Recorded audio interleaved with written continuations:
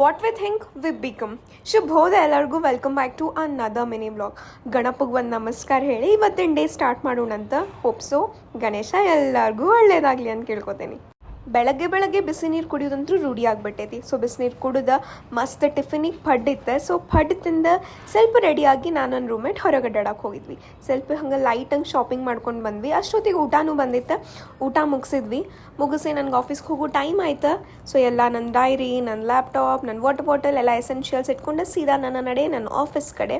ಆಫೀಸ್ಗೆ ಹೋದ್ಕೂಳೆ ಅವತ್ತು ಯಾಕೋ ಏನೋ ಆಫೀಸ್ನಾಗ ಭಾಳ ಮಂದಿ ಇದ್ದಿದ್ದಿಲ್ಲ. ಐ ಹೋಪ್ ಕೆಲಸ ಇದ್ದಿದ್ದಿಲ್ಲ ಅಂತ ಹೇಳೋ ಏನೂ ಗೊತ್ತಿಲ್ಲ.